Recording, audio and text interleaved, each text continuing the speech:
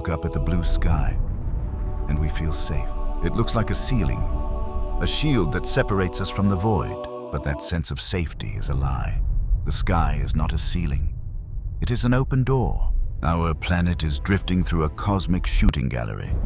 The solar system is littered with the debris of creation, millions of rocks ranging from the size of a pebble to the size of a mountain. Most of them miss us. But the law of probability is cruel. It is not a matter of if we get hit. It is only a matter of when. To understand the threat, you must understand the weapon. An asteroid does not carry explosives. It doesn't need to. The universe destroys things with a simple equation: kinetic energy. It is all about speed. These rocks travel at 40,000 miles per hour. That is 50 times faster than a rifle bullet. At that speed, a rock the size of a house carries the energy of a nuclear bomb. A rock the size of a city carries the energy to reset evolution. The universe does not need hatred to kill us. It just needs mass and velocity. Let us go back to the scene of the crime. 66 million years ago, the late Cretaceous period. It was a Tuesday, or perhaps a Friday. It doesn't matter. It was just a day. The earth was warm. The jungles were thick. The dinosaurs had ruled this planet for 160 million years. They were the masters of their world. They had no concept of space.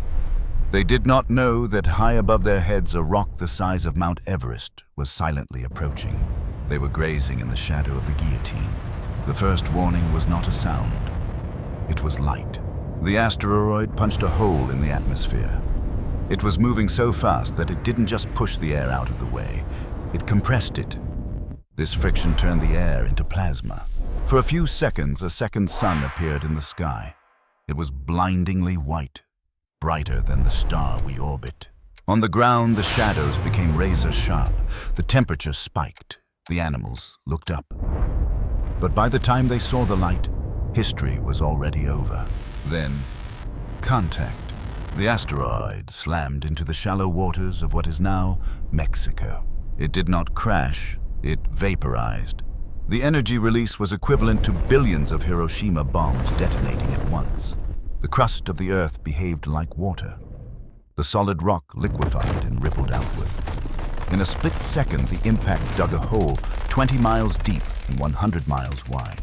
The asteroid was gone. The water was gone. The rock was gone.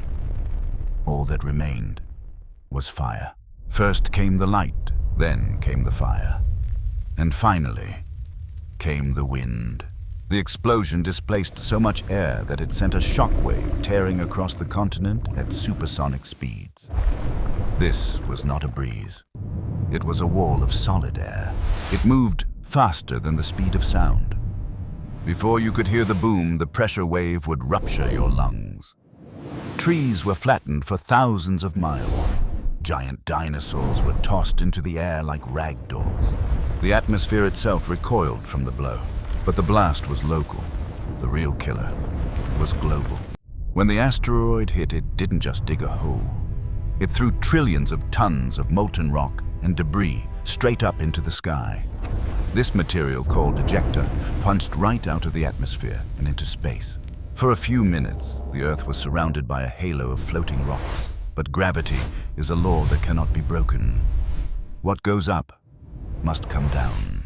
The debris began to fall, not just over Mexico, but over the entire planet. This is the moment the extinction became inevitable. As these billions of rocks re-entered the atmosphere, friction turned them into meteors. Imagine the sky filled with millions of shooting stars all at once. The heat generated by this friction was catastrophic. It turned the Earth's atmosphere into a radiator. Within minutes, the air temperature at ground level spiked to hundreds of degrees. The planet became a pizza oven. Forests across the globe spontaneously combusted. Animals that were not underground were roasted alive. The sky literally caught fire. While the land burned, the oceans rose. The impact site was partially underwater. The energy displaced the ocean with terrifying violence. A ring of water, 1.5 kilometers high, radiated outward from the center. a wave taller than any skyscraper humans have ever built. It crashed into the coastlines of North America and Africa. It tore up the sea floor. It washed over entire continents, dragging the charred remains of the forests back into the sea. The ocean became a blender of mud, bone, and ash. And then, after the fire, came the cold. The smoke from the burning forests and the dust from the impact rose into the stratosphere. It formed a thick, choking blanket that wrapped around the world. The sun vanished. Photosynthesis stopped. Plants died. Then the herbivores died. Then the carnivores died. The lush, tropical world of the dinosaurs was replaced by a gray, freezing wasteland. It was a nuclear winter that lasted for years. The reign of the giants ended in the dark. In this kingdom of ash, who survived? The giants were dead. They needed too much food. They couldn't hide from the heat. But under the ground, life held on. Small, furry creatures. Scavengers. They looked like shrews or rats. These were our ancestors. They survived because they were small. They could hide in burrows to escape the fire. They could eat insects and roots to survive the winter. When the dust finally cleared, the world belonged to them. We are here today because a tiny mammal refused to die in the dark. We like to think this was ancient history, a one-time event. We are wrong. June 30th, 1908, Siberia. An explosion ripped through the sky over the Tunguska River. It flattened 80 million trees. It shattered windows hundreds of miles away, but there was no crater. It was an airburst. A rock the size of a building exploded before it hit the ground. If it had arrived 4 hours later, due to the rotation of the Earth, it would have detonated over London. Millions would have died, and it happened again.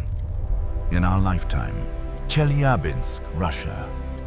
A rock 60 feet wide entered the atmosphere. It exploded with the force of 30 Hiroshima bombs. The shockwave injured 1,500 people. It blew the doors off buildings. And the terrifying part, we didn't see it coming. NASA, the European Space Agency. No one saw it. It arrived without warning. How did we miss it? Because of the sun. Our telescopes work best at night, looking out into the dark. But if a rock comes from the direction of the sun, it is hidden in the glare. We are blinded by the light. Chelyabinsk attacked from the blind spot. There could be a city killer hiding in the daylight right now, and we wouldn't know until the shadow fell across the ground. But there is one monster we can see.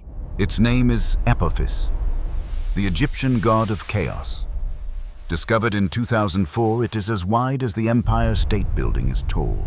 In the year 2029, it will return. It will pass so close to Earth that it will fly underneath our satellites. You will be able to see it with your naked eye, a star moving across the sky. It won't hit us this time, but it is a reminder. The gods of chaos are still circling. We spend a lot of time worrying about the planet killers, the rocks that killed the dinosaurs. The good news is we have found almost all of them, and none are heading our way.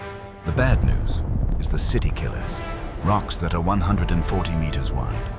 They won't wipe out the species, but they could wipe out a country. They could erase London or Tokyo, New York in a blink. There are an estimated 25,000 of them near Earth, and so far, we have only found 40%. 60% of the guns pointed at our heads are still invisible. But we are not dinosaurs. We have a superpower they lacked engineering. In 2022, humanity threw its first punch. The DART mission. We launched a fridge-sized spacecraft at a harmless asteroid moon called Dimorphos. We smashed into it at 14,000 miles per hour. We didn't want to destroy it. We just wanted to nudge it. And it worked. For the first time in the 4 billion year history of this planet, a species reached up and changed the orbit of a celestial body. We proved that the sky does not have to fall. Smashing things is effective. But it is messy. For the future, we have a more elegant solution, the gravity tractor. Everything has gravity, even a spaceship. If we spot an Astrum, need to hit it. We just park a heavy ship next to it. The tiny gravitational pull of the ship will act like a tow rope. Over months or years, the ship gently tugs the rock off course. Without ever touching it, we guide the bullet away from the heart. And what about the movies? Why not just nuke it? That is the Hail Mary, the last resort. In space, an explosion doesn't work like it does on Earth. There is no air to carry the blast. And if we blow it up too late, we might just turn one giant bullet into a shotgun blast. Instead of one impact, we get thousands. We would trade a quick death for a slow radioactive rain. We live in a shooting gallery. Civilization is a lucky streak. We have built our pyramids, our cathedrals, and our skyscrapers during a rare, quiet pause in the cosmic bombardment. But luck is not a strategy. The dinosaurs died because they couldn't do math. They didn't have a space program. We do. We are the only species that can choose its own future. The sky is falling. But for the first time, we are ready to catch it.